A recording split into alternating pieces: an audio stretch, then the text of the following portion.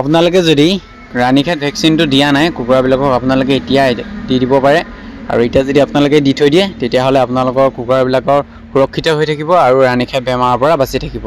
আজি ভিডিঅ'টোত আপোনালোকক জনাম যে ৰাণীক্ষেত ভেকচিনেশ্যন আপোনালোকে কেনেকৈ কৰিব আৰু কি কি দৰৱ আপোনালোকে খুৱাব এইটো সময়ত ঠাণ্ডা দিনত আপোনালোক সকলোকে জনাম। বলক তেন্তে আজি ভিডিঅ'টো পলম নকৰি আৰম্ভ কৰোঁ।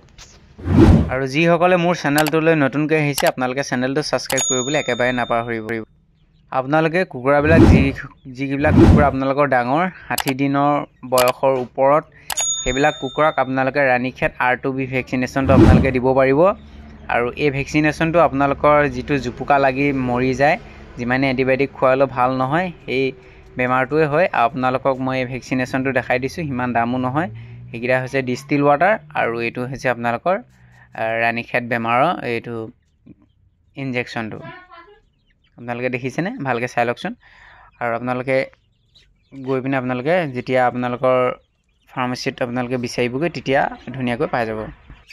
কুকুৰাবিলাকৰ যেতিয়া আপোনালোকৰ ভেকচিনেশ্যনটো দিবলৈ হ'ব তেতিয়া আপোনালোকে কি কৰিব যে আপোনালোকৰ 24 ঘণ্টা আগত আপোনালোকে একো ধৰণৰ দৰৱ খাবলৈ বুলি নিদিব আৰু 24 ঘণ্টা পিছলৈকে এই ভেকচিনেশ্যনটো কৰাৰ পিছত একো খাবলৈ বুলি নিদিব, অকল নৰ্মেল পানী আপোনালোকে খুৱাব পাৰিব। ইয়াৰ পিছত আপোনালোকে লিভাৰ টনিকটো দি দিব আৰু লিভাৰ টনিকটো আপোনালোকে খোৱালে ভাল ৰিজাল্ট পাব। লিভাৰ টনিক আপোনালোকে যিকোনো ব্ৰেণ্ডেই আপোনালোকে খুৱাব পাৰে, আপোনালোকে ফাৰ্মাচী যিটো উপলব্ধ সেইটোৱে আপোনালোকে ব্যৱহাৰ কৰিব পাৰিব। আৰু এটা কথা মন কৰিব, আপোনালোকৰ কুকুৰাবিলাকে যাতে লেতেৰা পানী নাখায় তাৰ ওপৰত আপোনালোকে নজৰ ৰাখিব। আৰু কুকুৰাবিলাকৰ ঠাণ্ডা দিনত আপোনালোকে ঠাণ্ডা নাপাবৰ কাৰণে আপোনালোকে 100 বাল্বৰ লাইট আপোনালোকে জ্বলাই ৰাখিবলৈ একেবাৰে নাপাহৰিব। ভেকচিনেশ্যনটো কেনেকৈনো দিব আজি আপোনালোকক অকণমান দেখাই দিছোঁ, আপোনালোকে চাই লওক। এনেকৈ কৈছোঁ ক্লিপ এটাহে ল'ম।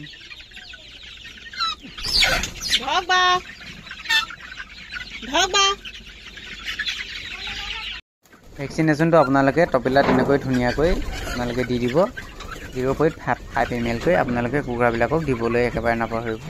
বেছিকৈ নিদিব, আপোনালোকে 0.5 ml কৈ আপোনালোকে দিব কুকুৰাবিলাকক।